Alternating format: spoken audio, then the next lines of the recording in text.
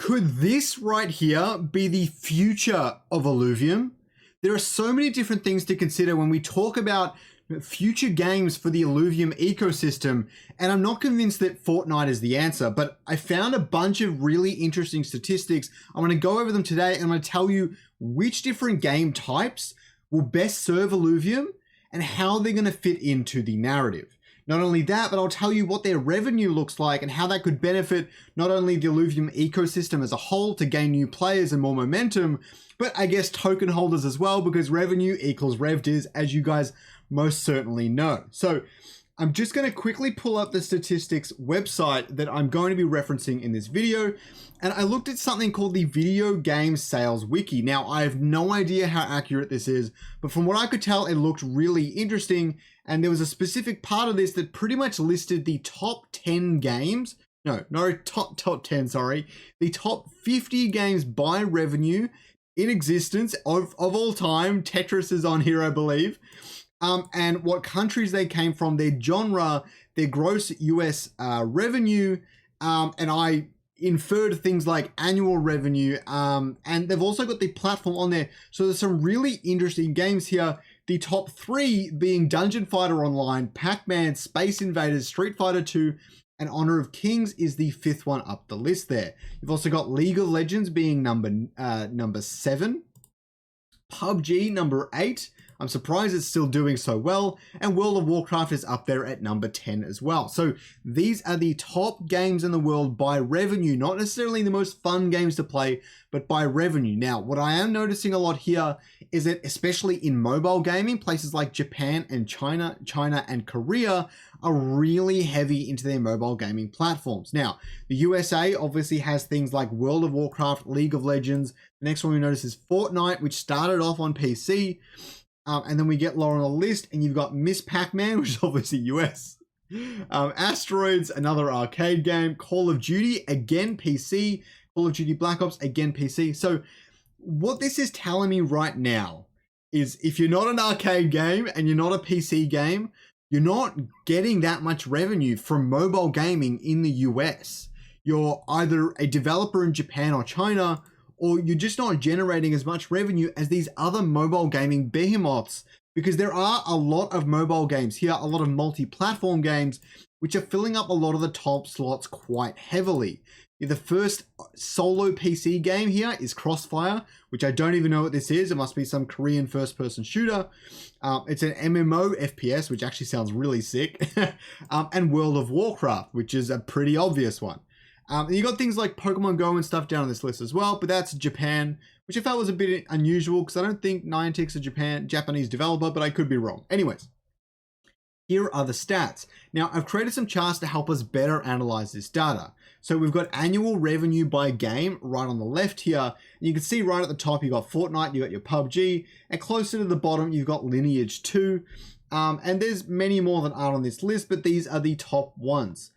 Dungeon Fighter Online. So what is worth noting is with the stats, I actually took the average annual revenue. I didn't take some of the other stuff. I took the average annual revenue instead. And it's now just occurring to me that this isn't showing every single game, or it is showing every single genre and game. Okay, so this is based on every single game in the top 30 on that list. But the annual revenue is basically I'm taking the launch date of the game and the year that it was updated last on that website, and I'm extrapolating annual from that, which is obviously not like super great, but it gives a pretty good picture, especially over the long term. So things like Pac-Man have existed much longer than Call of Duty, so their annual revenue is going to be significantly less, and I think that's a much better way to view this sort of stuff. And I've pulled out all of the average annual revenue for things like the genre and platform, okay? And that's where we're getting these charts. So the annual revenue by genre, you've got Battle Royales right at the top there at about $3 million per year. No, $3 billion per year. That's insane. That's actually insane. So $3 billion per year.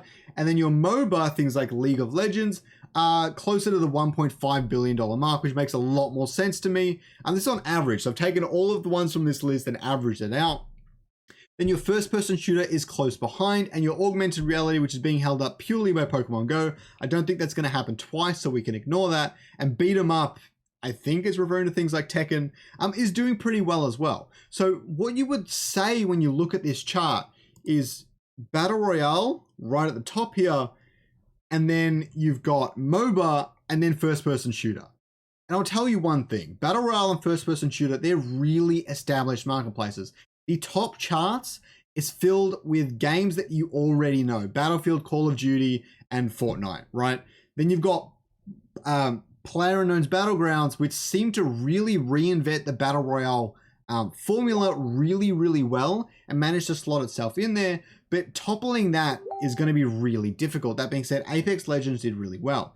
Now, what's most interesting for me here is, although we've got some sort of shooter mechanics and things like that when it comes to the guns and stuff in the Illuvium overworld, it's not a fleshed out shooter. It's going to be a very long trip to go from Illuvium overworld to shooter game or battle royale. Although we've got the map set up, so it's very possible it occurs at some point, but it's maybe the third game that comes out. If we assume that this suite is the first and then the second, which I'm about to talk about.